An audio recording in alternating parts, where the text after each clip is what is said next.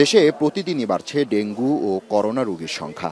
রোববার ডিএনসিসির dedicated COVID-19 হাসপাতালের বহির্বিভাগে রোগীর অতিরিক্ত ভিড় দেখা গেছে, যার মধ্যে জ্বর, ঠান্ডা, গলা ব্যথা, সর্দি, কাশির রোগী ছিল বেশি। হাসপাতালে কোভিড সংক্রমণ ঠেকাতে মাস্ক পরার জন্য ছিল কঠোর নির্দেশনা। চাপ বাড়ায় রোগীর স্বজনরা অভিযোগ করেন, সেবা পেতে তাদের বিড়ম্বনা পোহাতে হচ্ছে।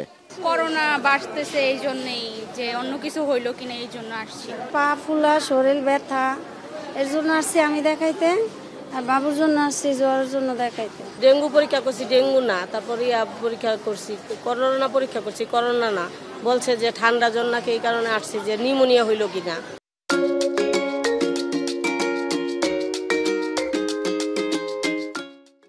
এদিকে হাসপাতালটির কোভিড-19 আইসোলেশন ওয়ার্ড ঘুরে দেখা গেছে কোভিডে আক্রান্ত হয়ে নতুন রোগী ভর্তি হয়েছে 14 জন, আর গেল 24 ঘন্টায় ডেঙ্গু রোগী ভর্তি হয়েছে 10 জন।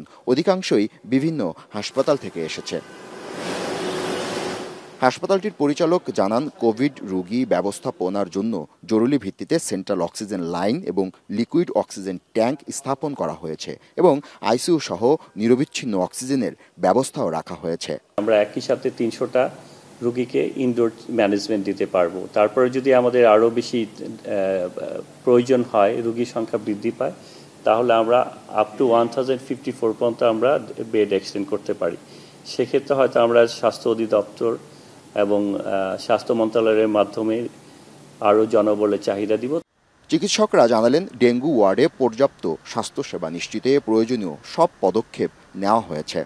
যে রোগীর আগের থেকে ডায়াবেটিস, প্রেশার বা কিডনির সমস্যা এগুলো আছে, এরা বেশি আক্রান্ত হচ্ছে এবং অসুস্থ বেশি তারাই হচ্ছে। কোভিডের রোগী আগে সাধারণত আমরা কী পাইতাম? সর্দি, কাশি, শ্বাসকষ্ট। তো এটার থেকে আমরা এই ডেঙ্গুর সাথে মিলে যাচ্ছে বা চিকুনগুনিয়ার সাথে মিলে যাচ্ছে। শনিবার দেশে আরও 7 জনের শরীরে করোনা ভাইরাসের সংক্রমণ শনাক্ত হয়েছে, তবে এ সময় কারো মৃত্যু হয়নি। এই নিয়ে চলতি মাসে এখন পর্যন্ত 104 জন করোনায় আক্রান্ত হলেন। জাবেদ আবদুল্লাহ, এখন, ঢাকা।